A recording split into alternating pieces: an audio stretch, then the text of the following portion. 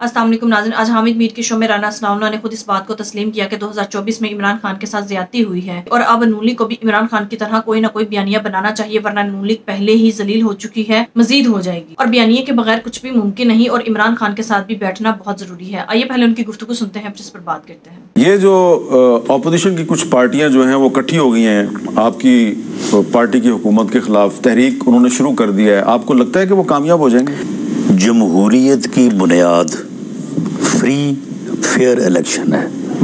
सियासतदान 77 से लेके फरवरी 2024 तक आप मुझे बताएं वो कौन सा इलेक्शन है जो हुआ और सब ने तस्लीम किया कि ये फ्री है और फेयर है?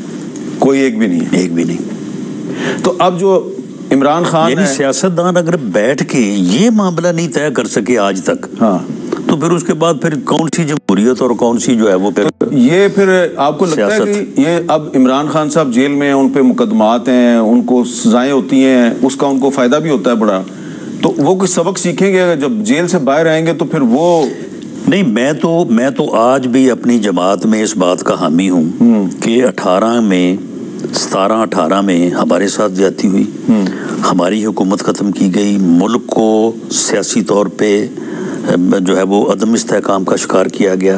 आज जो बात 18 में हम कर रहे थे और वो हमारा मजाक उड़ा रहे थे, वो कहते जाए जी ट्रिब्यूनल्स में जाएं, अदालतों में जाएं, आज वो वही बातें कर रहे हैं।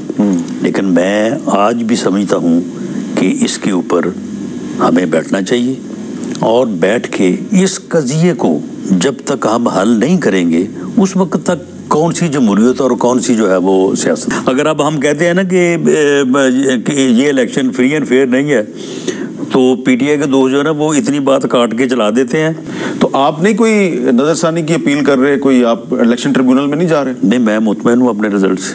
अच्छा, ये बड़ी अहम बात की है राना साहब आपने, ये एक टिपिकल पॉलिटिकल वर्कर वाला जो है ना आपने जवाब दिया है। बहुत से लोग जो है वो उनको पता भी हो कि हम सही हारे हैं तो वो कहते हैं नहीं मेरे साथ धांधली, वो कहते हैं मुझे हराया गया है। तो आपको वजूहात का पता है कि आप जो नैरेटिव राना सनाउल्लाह का नैरेटिव था वो नैरेटिव कोई और हाईजैक करके ले गया, इसलिए वोट उसको पड़ गया।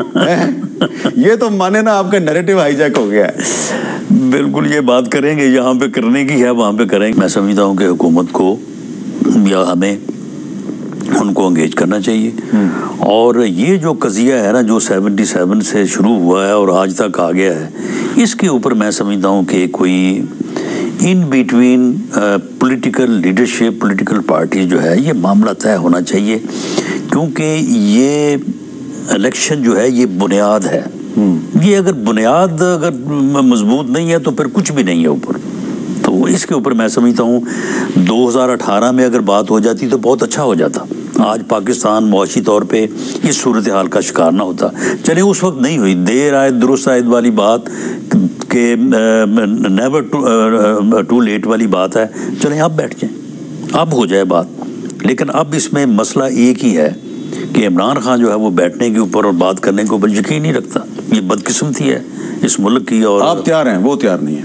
मेरा ख्याल है कि मियाँ नवाज शरीफ जो मैं उनको जानता हूँ वो बिल्कुल तैयार होंगे। क्या रोटी सस्ती करने से अवाम आपके साथ खड़े हो जाएंगे? मेरा ख्याल है कि सियासत का जवाब तो सियासत से ही दिया जा सकता है, तो बयानिए का जवाब बयानिए से ही दिया जा सकता है। इस वक्त तो इमरान खान का बयानिया जो है रोटी सस्ती करना वैसे हुकूमत की जिम्मेदारी है, वो करनी चाहिए। हाँ। मैं ये नहीं कहता कि नहीं करनी चाहिए, सड़क भी बननी चाहिए, हॉस्पिटल भी बनना चाहिए, ये वैसे ही हर हुकूमत की जिम्मेदारी है। हाँ। अगर हम बनाएंगे तो कोई आसान नहीं करेंगे, लेकिन सियासत से ही होगी। तो पाकिस्तान की सियासत किधर जा रही है और मुस्लिम लीग नून को इस वक्त क्या करना चाहिए कि जो इमरान खान का बयानिया है उसको शिकस्त दी जा सके? ये बात पूरी तरह से तो मैं अपनी जमात के अंदर ही करूँगा। ठीक है। और बिल्कुल ये बात की भी है। मामला ये है कि हमें सियासत का जवाब, बयानिए का जवाब जो है वो सियासत और बयानिए से जो है वो देना चाहिए। और मैं समझता हूँ कि मुस्लिम लीग को इसके ऊपर एक कथारसिस करने और इसके ऊपर फैसले करने की ज़रूरत है। आज तावला तारड़ साहब ने भी दरख्वास्त की है कि राना साहब पार्टी के मामलात पे पार्टी के अंदर ही गुफ्तगू किया करें। जी बिल्कुल, अंदर ही गुफ्तगू करते हैं, बाहर कभी गुफ्तगू नहीं की। और हम पार्टी के साथ हैं, अंदर भी पार्टी के साथ हैं, बाहर भी पार्टी के साथ हैं। हमने पार्टी से जो है वो अलहदा होके, वो कहते हैं ना कि मानूस सयाद से हो गए, अब रिहाई मिलेगी तो मर जाएंगे। अच्छा, ये बताएं कि पार्टी के अंदरूनी मामलात जो हैं वो ठीक हैं? क्योंकि शायद खाकान अब्बासी साहब जो हैं वो इलेक्शन कमीशन के चक्कर लगा रहे हैं, वहाँ पूछ रहे हैं कि नई पार्टी बनानी हो, उसको रजिस्टर कराना हो तो क्या तरीकाकार होता है? शाहिद खाकान अब्बासी साहब जो हैं बहुत अच्छे आदमी हैं, बड़े साफ गो हैं, सही बात करने वाले हैं।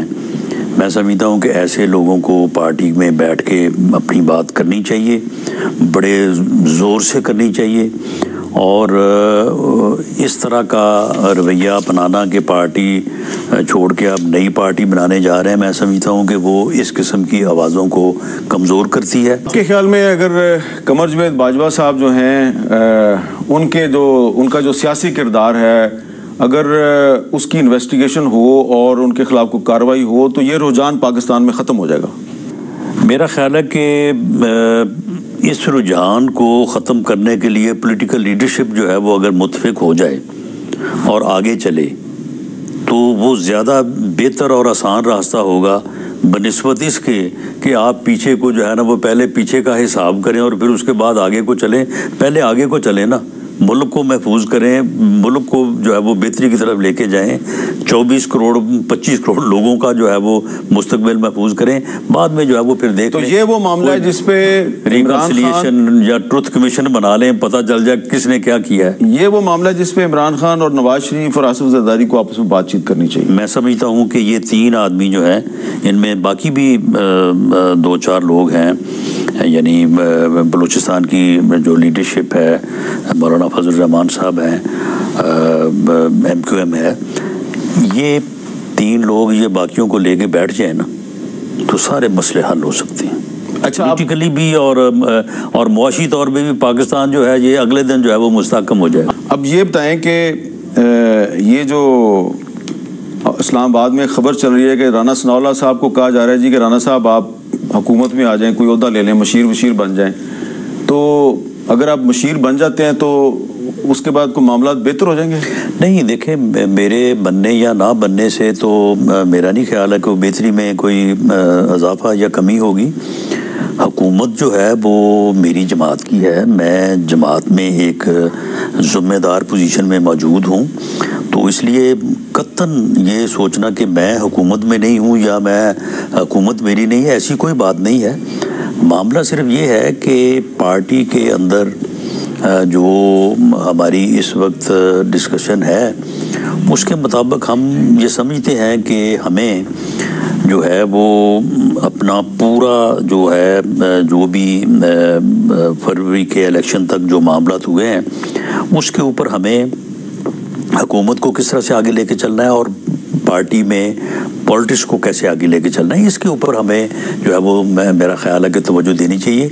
इस बात से कोई फ़र्क नहीं पड़ता कि मैं किधर हूँ या मैं किधर नहीं हूँ, अगर मैं पार्टी में हूँ तो हुकूमत में भी हूँ। नाज़रीन, आज मरियम नवाज रोटी की कीमत में 4 रुपए कम करके ये समझ रही है कि उसने अवाम को रिलीफ दे दिया, लेकिन गरीब इंसान को इस बात से कोई फर्क नहीं पड़ता कि वो 4 रुपए रोटी पर ज्यादा लगाए या कम लगाए, बल्कि जो हजारों लाखों के बिल हर महीने गरीब आदमी के हाथों में थमा दिए जाते हैं, बिजली के बम गिराए जाते हैं, पेट्रोल के बम गिराए जाते हैं, ये सारी चीजें हैं जिसमें ये गरीब आवाम फंसी पड़ी है। मरियम नवाज ने रोटी की कीमत 4 रुपए कम करने का तो कह दिया, लेकिन अभी भी मार्केट में रोटी 20 रुपए की ही मिल रही है। नाज़रीन, राना सनाउल्लाह के मुताबिक भी रोटी की कीमत 4 रुपए कम करने से नूली की पॉपुलैरिटी नहीं बढ़ेगी और ना ही अवाम इनकी बातों में इस बार आएगी और इस तरह बेवकूफ बनेगी। जिस तरह इमरान खान ने बयानिया बनाया हकीकी जमहूरियत का, हकीकी आजादी का और रूल ऑफ लॉ का, अदल इंसाफ का, राना सनाउल्लाह का कहना था कि हमें भी ऐसा ही बयानिया बनाने की जरूरत है ताकि अवाम में नूली की साख बहाल हो सके। नाज़रीन, नूली की ये टेक्निक भी अवाम को बेवकूफ बनाने के लिए है, क्योंकि एक तरफ ये रोटी की कीमत कम कर रहे हैं, दूसरी तरफ ये पेट्रोल और बिजली की कीमतों में इजाफा करके दुगना तिगना करके या किसी टैक्स की मद में इनसे छीन ही लेगी। लेकिन अब अवाम में इतना शौर आ चुका है, अवाम समझ चुकी है कि इस तरह की टेक्निक्स नून लीग पहले भी लगाती रही है अवाम को बेवकूफ बनाने के लिए, और लेकिन अब इस तरह की नून लीग की टेक्निक्स बिल्कुल काम नहीं आएंगी। नाज़रीन, राना सनाउल्लाह बहुत बार कह चुके हैं कि इमरान खान से बैठे बगैर मुल्क के मसाइल को हल नहीं किया जा सकता, ना ही मुल्क को चलाया जा सकता है, और 8 फरवरी के बाद तो इमरान खान की अहमियत और ज्यादा बढ़ गई है। नून लीग वालों को यह भी पता है कि नवाज शरीफ इमरान खान के साथ बैठने को तैयार है, लेकिन इमरान खान ही नवाज शरीफ के साथ बैठने को तैयार नहीं। लेकिन नाज़रीन, ये बात एक हद तक ठीक भी है लेकिन गलत भी है, क्योंकि इमरान खान हर एक से बात करने को तैयार तैयार हैं, लेकिन इमरान खान का मौकफ ये है कि अवाम का लूटा हुआ पैसा और अवाम का लूटा हुआ मैंडेट वापस करे, जबकि नवाज शरीफ ना ही अवाम का लूटा हुआ पैसा वापस करना चाहते हैं और ना ही अवाम का मैंडेट वापस करने को तैयार है। इस शर्त पर इमरान खान नवाज शरीफ से बात करने को हरगिज तैयार नहीं है, जबकि नवाज शरीफ का इरादा ये है कि वो इसी तरह से मुल्क को लूटते रहें और इमरान खान भी उनका साथी बन जाए। दूसरी तरफ इमरान खान की नवाज शरीफ के साथ ना बैठने की एक वजह ये भी है कि ये अपने मफादात के लिए इकट्ठे होना चाहते हैं,